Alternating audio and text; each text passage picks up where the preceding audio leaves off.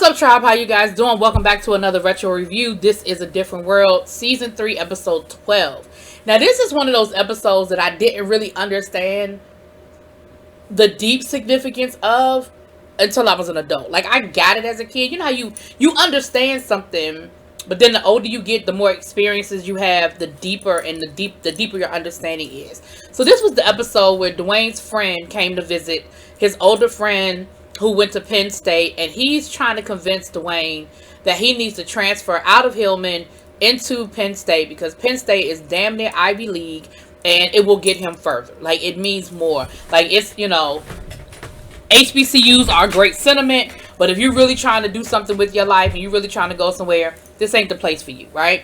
So we start this episode off with them playing basketball, him, his friend, and Ron.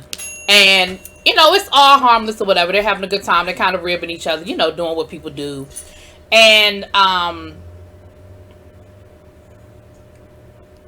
the sub story, you know, it's always two stories. The sub story is that Vernon, Mr. Gaines, and Colonel Taylor are on their way down to Baltimore for some sort of army reunion, right? So they're on the road. They're heading on down the road for this army reunion.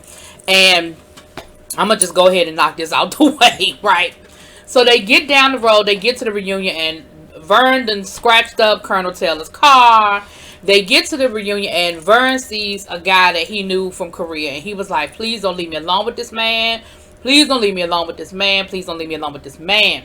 But of course he ends up in a whole conversation with this guy talking about old war stories, and he's talking about how he's in therapy now and how he's got, you know, he's got puppy therapy, you know, because of all of his, they say it in a light way, but basically because of his trauma, right, he has to go through this therapy or whatever. And Vern is just like, oh my gosh, I can't believe I got stuck with this guy. Now in the meantime, Colonel Taylor sees a woman that he knew from the military, and she was sort of his one that got away, right?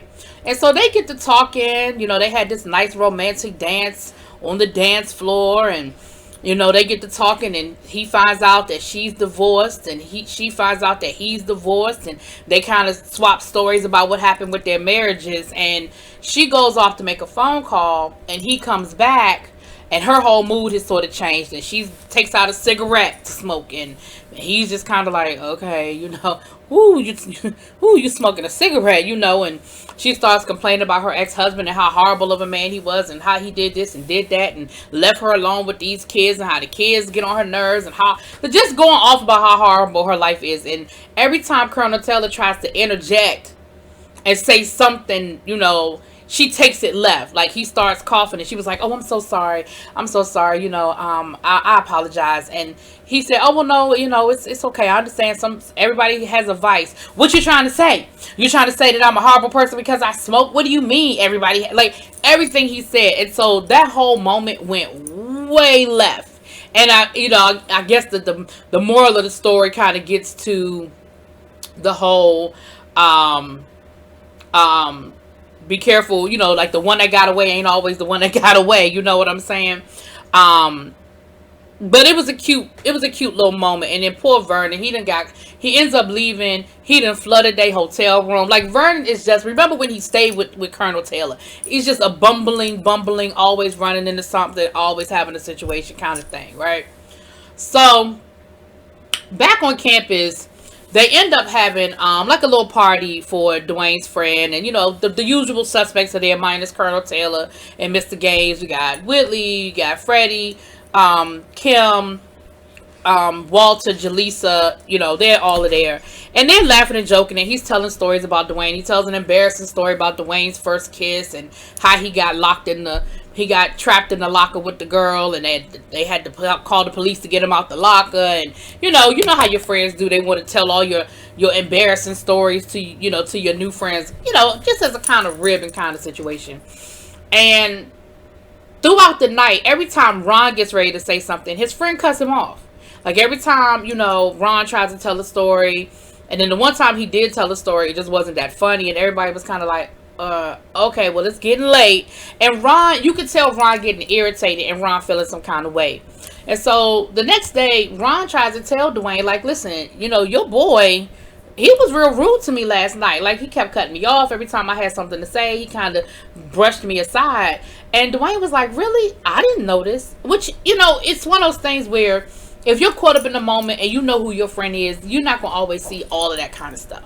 And so he was like, well, I didn't notice that. I didn't notice that. And Ron was like, yeah, and, you know, it was. And so then the friend comes in and they get to talking about, Ron gets to talking about, well, Ron left because, you know, Ron didn't like him. Ron don't rock with him like that.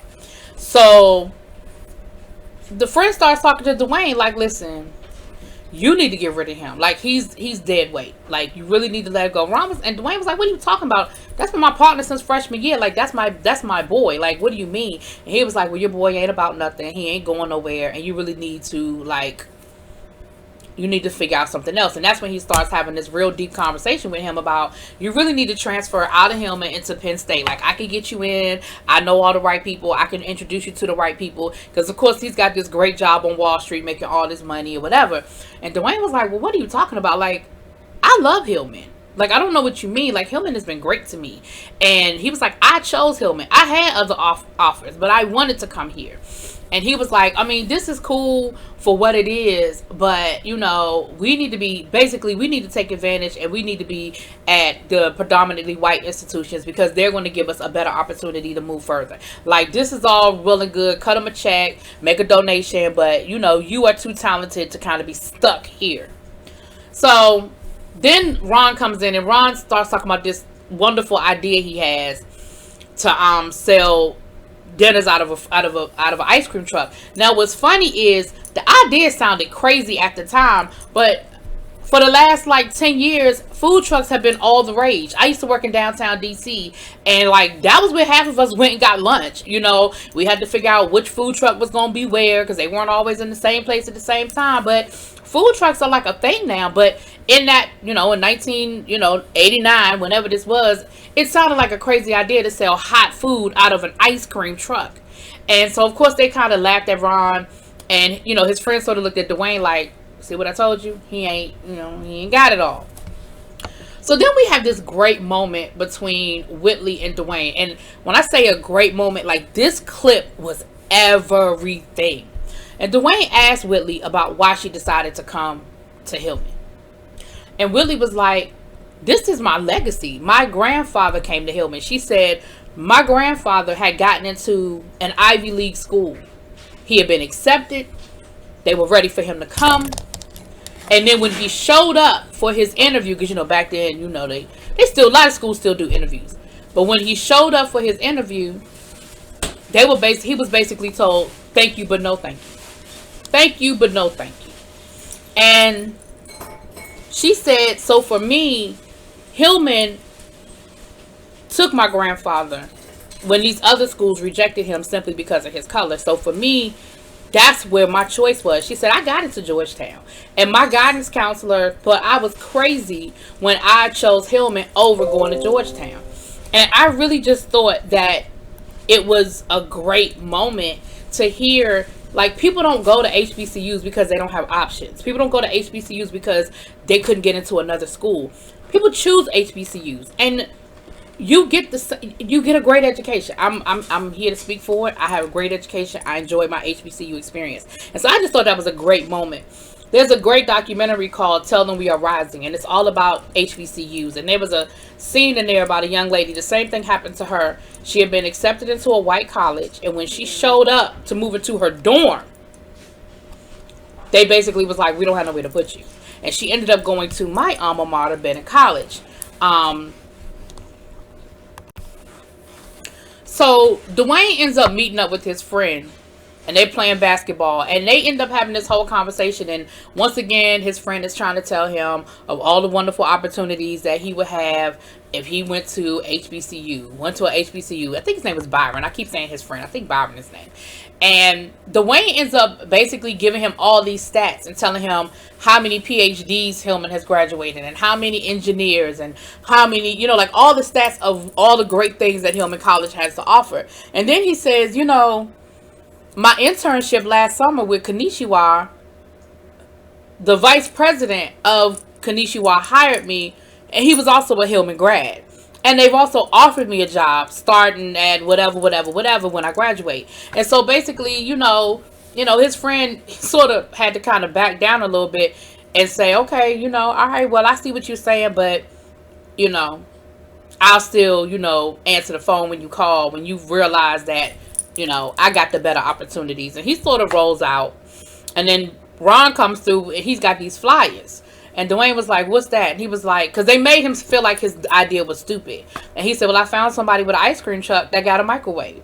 So I'm going to get my dinners together. I'm going to start my business. Now, the one thing y'all can't say about Ron. Now, Ron might have been a whole lot of things, but Ron kept a hustle. Remember, they had the, wake up, the wake and bake, waking you up for class business. Now, the problem is, though, none of his businesses work. But he keep a hustle, okay? And so Dwayne actually started helping him hang the flyers up. Like, see, I knew you could figure it out. You know what I mean? Like you're not as dumb as they trying to make you out to be, kind of thing.